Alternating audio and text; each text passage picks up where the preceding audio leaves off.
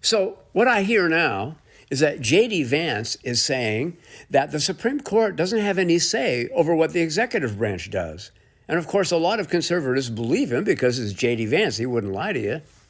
Well, let's think about that. The founders put in the Constitution three branches of government. The reason they did that is so that no branch would have too much power.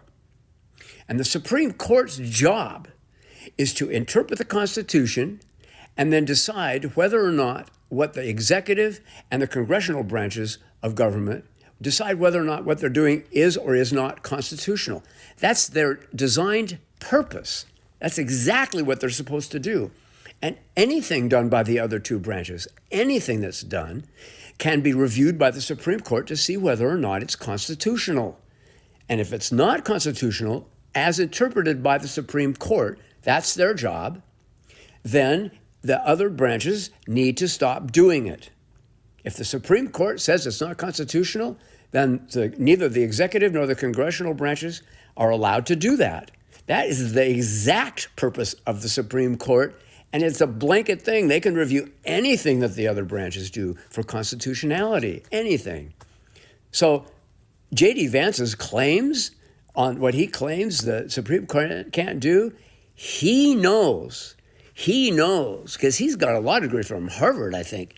He knows that this is true, and he is out and out lying to you.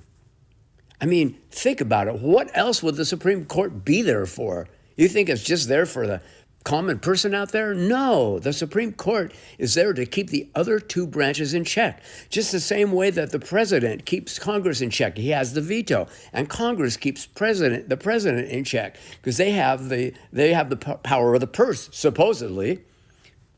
And the Supreme Court is there to make sure that everything that all those people do is constitutional. J.D. Vance is lying to you. And if you think about it, you realize that it's true. And then if you think about it, what you realize is that if he lies about something that is as obvious as this, he'll lie about anything. And he does. You just don't see it.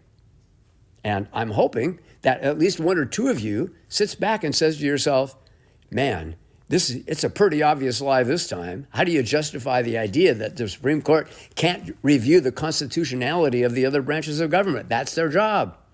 When you start saying that's not true, I wouldn't believe anything that guy says. You might, but not me.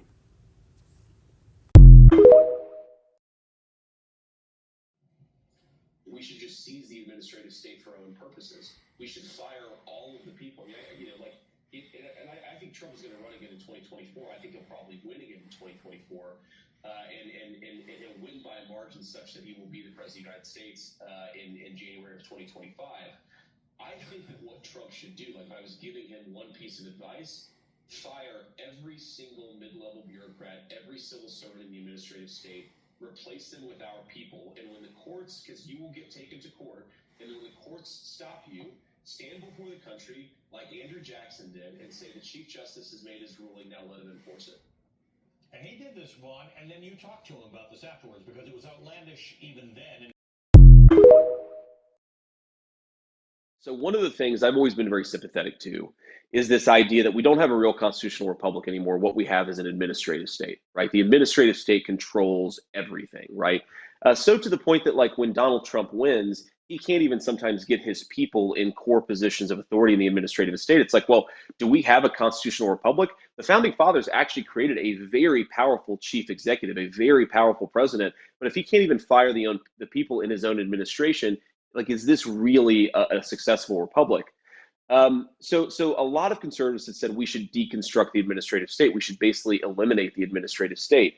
And I'm sympathetic to that project. But another option is that we should just seize the administrative state for our own purposes. We should fire all of the people. I mean, I think Trump is going to run again in 2024. I think he'll probably win again in 2024. And he'll win by a margin such that he will be the president of the United States in January of 2025.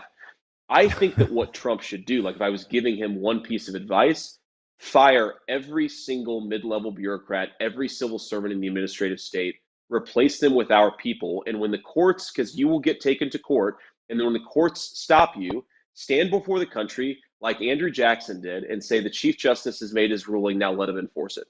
because this is, I think, a constitutional level crisis.